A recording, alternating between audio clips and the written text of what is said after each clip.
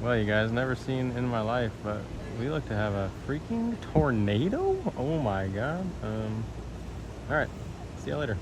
We are back to the US, headed to Ledgestone. Can you say farm market? Let's see what they got. All right, peep the haul, y'all. Got the blueberry bread, nice little snack. 7 grain with the boysenberry jelly, dried cantaloupe. That's gonna be a nice little pick me up, little road trip snack. Beautiful sweet onion. Some sugar snap peas I'm about to snack on the way to this Planet Fitness. Get a quick little workout and take a dang shower. And the beautiful Michigan cherries. Let's get it. That's the haul. And maybe I'll be frequenting more farmers markets now that I'm back in the US, since I'm kind of tired of the processed ingredients. It's a good way for me to avoid it. Gotta tap into a couple bites of this blueberry bread though. Oh my god. Oh yeah. Who needs banana bread when you can have blueberry bread? Blue for birdies. We're going 9.3. So good. So good. Okay, now I believe this one is our chicken of the forest. And that is quite the robust piece right there. Seasoned in poison ivy, you know, might be just up my alley. Get a nice throat rash for the tournament. No, I'm just playing. But if I can positively identify, I might be snagging some of that. The Midwest in the summer. I'm trying to dodge into Planet Fitness right now, but this lightning is sprinkling all around us, and I do not like that. See if I can get a break here, or if I can show you guys what I'm talking about. My app keeps telling me less than 1 mile, and I'm looking at the distribution. There's quite a few within that 1 mile ring. Oh, there's another flash. Do not mess with Mother Nature. Something I've learned in my 31 years of life. But sometimes nature calls and you gotta risk it to get the biscuit. I'm coming. Can you say classic egg witch, aka sausage, egg, and cheese on ciabatta? And the sugar daddy iced brevet, caramel, hazelnut. Time to catch up on the food vlog, do some editing. Wait, I forgot. I'm back in America. Sausage and bacon. I can't argue with it. We're back with the bonsais. I'll definitely give you guys a full rundown here in a minute about all the different species and where I collected them and all the, you know, the backstory. My guy Calvin just said, how are the trees? And I thought he was giving me a hard time, saying I was looking for discs in the trees or something. Like, Calvin, I didn't throw a single disc in a tree, bro. But he was just being a nice guy and asking about the bonsai. He's a fellow nature lover too. All right, y'all, Freddie and I got us a nice little camp spot that we're splitting for the weekend. And usually when you're in the van, it's considered glamping regardless, but check out what Freddie's got going. Freddie's bringing glamping to a whole new level. He's got an AC inside of the tent with the mattress. I mean, it doesn't get any more glamorous in a tent than that. Let's go. All right, time to do some maintenance on one of my bonsai pots. This one's a nice little self-contained setup right here. And I got gifted this string of pearls by my homie Justin in Emporia. And I also rescued these 2 little junipers out of the mow zone. But this string of turtles is quickly dominating and running away, so better trim it back and make some little propagations, maybe to gift to some homies. All right, y'all. I don't think Freddie was ready for this. I never made this in my life, but I just made cucumber, cherry tomato, sweet onion, dill ranch, and whipped feta sandwiches out of this farmer's market 7 grain that we got here. Nice and soft. Look at the play on that thing. And Freddie didn't think he was gonna like it. He said, "Was this some white people stuff?" But he's over here eating it, so he must like it. That's good. 0 of 10, what's your rating? 10. Ooh, I thought you were saying 3, bro. I was like, damn, he gonna hit me with the 3. Hey, 10 out of 10 from Freddie. Let's go. I hit him with the surprise. I think he wasn't ready for it. I mean, I just had my first bite, and he wasn't lying.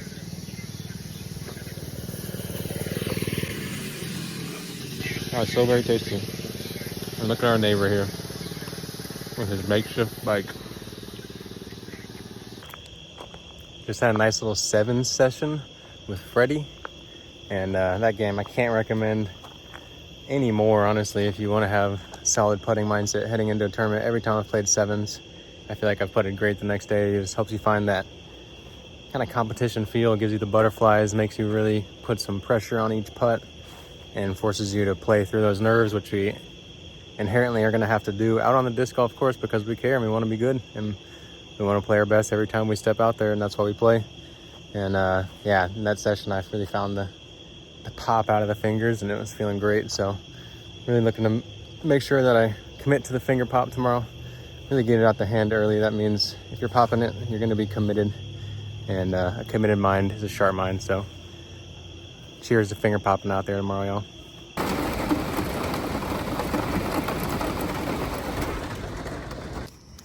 All right, if y'all want to know how I typically make my morning coffee, you guys are about to see the process.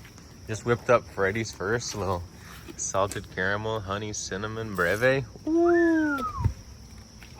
¿Quieres café, amigo? All right.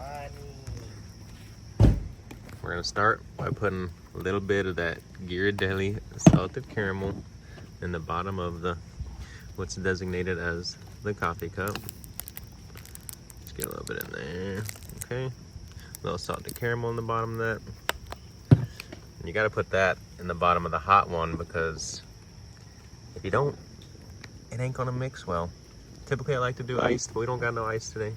I already got a little bit of that, the best of both worlds, Vermont maple plus Texas honey. I mean, what kind of genius out of that? Also has a little vanilla cinnamon in there. So 4 beautiful natural ingredients, all made to make this coffee taste delicious.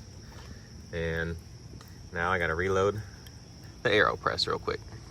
Now, if you've never used or seen an AeroPress, this little device is the most perfect on-the-go coffee maker you could ever imagine. You got an espresso maker in your hands, and it's really not that hard to do, as long as you make sure the table is low so you have some good leverage on it. Put your little filter in. Then we're gonna screw the tube on top. You can even do it, oh no. I was just gonna say you could do it one-handed, y'all, but I fumbled. You know what? It's okay. That's only just coffee from the last batch, so I'll be fine. I got a towel. Wipe it off. A little dirt never hurt. All right, see if we can put it together one-handed. Maybe not. Might need to prop y'all on here for a sec. Prop y'all on the half and half. Anyways, use one little half-quarter rotation, locks that into place. We're gonna put that on top of the cup that has the salted caramel. And now for 2 scoops of the finest Italian roast Magdalia d'Oro. After seeing this process, you're gonna understand why I'm a little bit picky when it comes to buying my coffee, and I typically don't if I have the means to make my own, because every time I make it, I'm very happy with it. Every time I don't, the success rate's not nearly as high, we'll say that. Though there are some delicious coffee places out there, so I do like to try them, but I can save money and have a coffee I enjoy every single time like this. And so we're gonna froth this milk and this honey, cinnamon, vanilla mixture, and maple syrup, whatever. That's the 4 ingredients. I found them. They were hidden in my brain somewhere. This will give us a nice little froth layer, and it'll just make sure that all the sweetness and all the flavor is mixed consistently and evenly throughout that milk. So there we go, we got a little froth layer. Now it's time to turn on the electric kettle, get that water boiling. We're gonna toss it in here. It's gonna get stirred, brew for only about 10 seconds or so, maybe a little more. Let me know if you have a better method than that. And then press it down, power of the vacuum into there, and we'll catch back up with you at that stage. Pour up here 2 scoops of espresso. I mean, I like to put the line just above the 3 mark. Give me a little bit of extra, but still make it espresso style. I ain't looking for no regular degular. We want this stuff to be strong, birdie fuel. And then we're gonna mix it up. the little stick. Ensure that I get full coverage. I need 2 hands for this, so no, maybe I don't, because you know what? The AeroPress is so easy.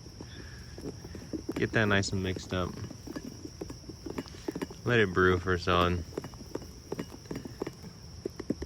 10, 12 seconds. Make sure that all of the grounds have touched that hot water so they can give us their delicious flavor and power. It's the true test of if it's that easy. If I can do a simple little one-hand press, which the way it just glided on the last one, I feel like I'll be able to. Sometimes you can almost overseal it, and at that point, if it's hard to push, try to switch the angle up. Avoid creating that true vacuum and let some air slide out on one side. It'll make it easier to push down. There you go. Beautiful. Look at that frothy espresso dripping out. Just what we like to see.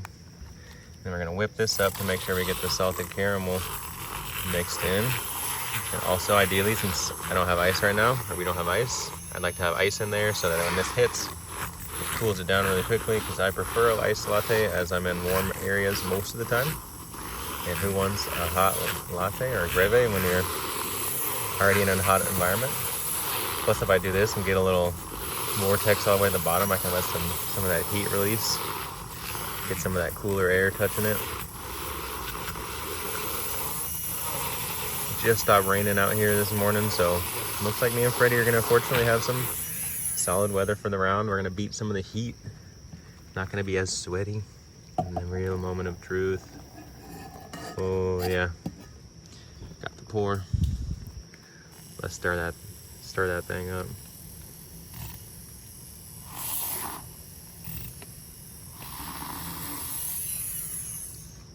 And voila.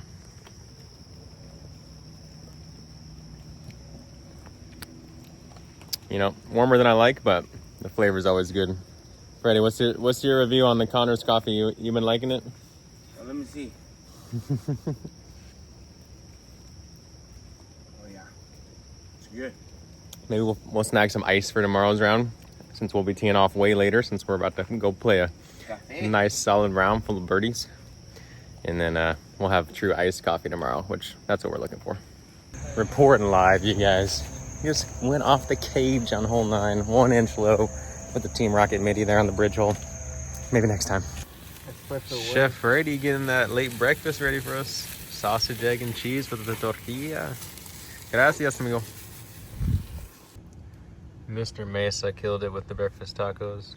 The egg, cheese, sausage, avocado. I put that Cholula green pepper sauce with the habanero, or the jalapeno poblano flavor. These are hitting hard. I'm gonna say, you know, since my buddy Freddie made them, extra good. These are like 9.6 out of 10, top notch. So I'm gonna let you in on a little bit of a secret. You know, I don't think you knew this, but if you see blueberry lemonade made at a farm stand, the option to choose whether or not you're gonna get it has already been made for you. You are going to drink possibly the whole thing in the first serving, and that's the only thing that's going to be a debate in this whole scenario. So good, y'all. They say if it ain't broke, don't fix it. We got the cafe. We got the... What do you got the tacos.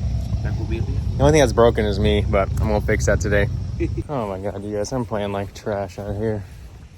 Time to stop focusing on what's out of my control.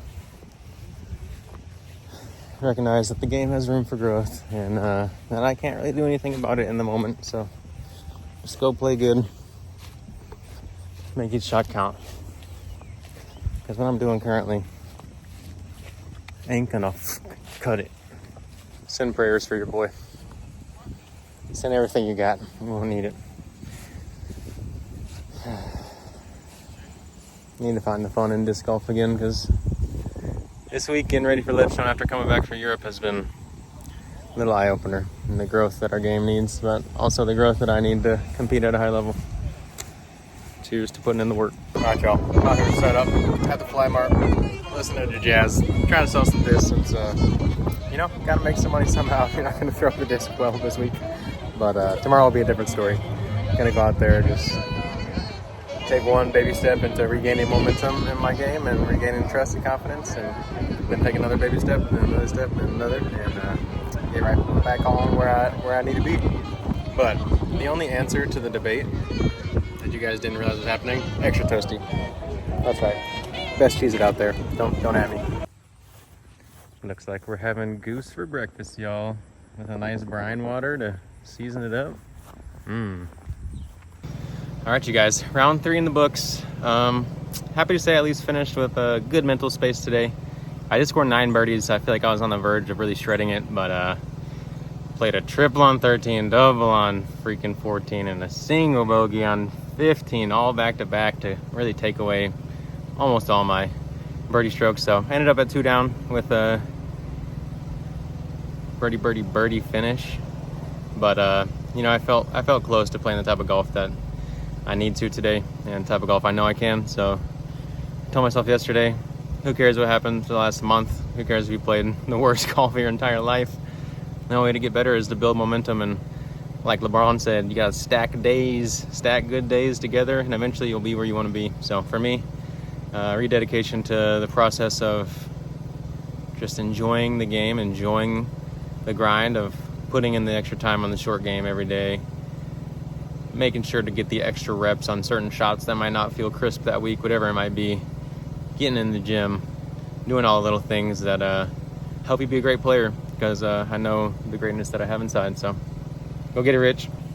I really did a good job just focusing on the process of throwing committed shots, you know, not attaching score like I mentioned in my putting video, that I'm definitely going to be dropping the other 3 parts pretty soon now that I'm kind of settling back into the United States. It was definitely a crazy turnaround this week to try to make that happen. I just didn't want to prioritize that. Sorry, guys. But I did putt 9 for 9 C1X today. I think 2 for 4 from C2. So 50% C2, 100% C1X. Those are stats that will always keep you in the mix if you can just throw the disc solid. So yeah, proud of the way I battled today. Thanks you guys for staying tuned and keeping up with these vlogs. They're gonna kind of turn to, I think, more weekly now that I'm back in the States. Maybe mixing in more non-disc golf stuff, but who knows? If enough people are missing the daily food vlogs and I get caught up in my practice regimen and feeling the way I want to, then maybe I'll bust them back out. But that is a lot of extra time just filming stuff and editing, so not sure if I want to commit to the daily, but definitely continue the weekly practice rounds, weekly vlogs, and some more tips and tricks to help you guys become better disc golfers, as I myself figure out how to do so as well. All right, peace, y'all. Appreciate it.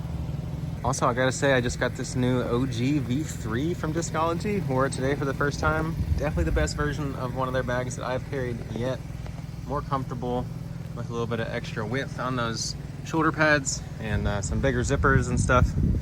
So definitely a good little upgrade, and clean black helped me keep a clean mindset out there. Don't forget, the description below will have all the discount codes if you yourself want to go get the most affordable bag in disc golf. Well, I lost to the Lake Eureka Loch Ness Monster. Only 2 frisbees total this week, so not too bad. But I just got in trying to get my red Pokeball Wrangler back, and no luck. And I didn't want to stay in there too long because I don't want to affect any of the groups, and there was a good little gap there. And man, sad day. But wait till you see the one that I'm about to replace it with. So dope. Gotta hit a little refuel before we go back and do some more selling tonight at the Flymart V2. We got the tin roof smokehouse Mac Daddy, they call it. Some 2 scoops of smoked Gouda mac and cheese, pulled pork, some kind of breadcrumbs, some sliced green onion. This is hitting the spot, y'all. Just what I needed after not having breakfast and just having coffee before the round. My body's ready.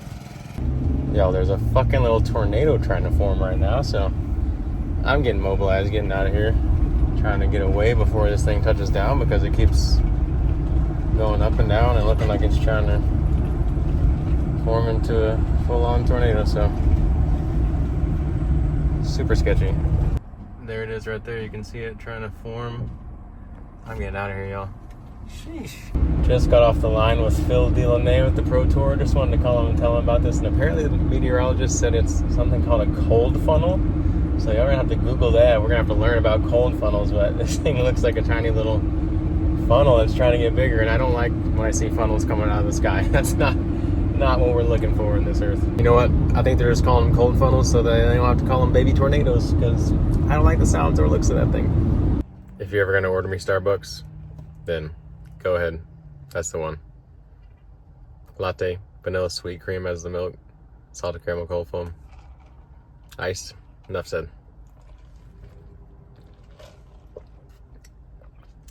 Literal drugs. You want to know how you know when you're in the middle of America? Stopping for trains, except for that person up there. Yeah, I'm talking to you, turning right up there to avoid getting caught. They went straight on through after this thing was closed and just swerved on through there. And they lucky the train wasn't coming for their necks. For real? Where is this train? Phantom train.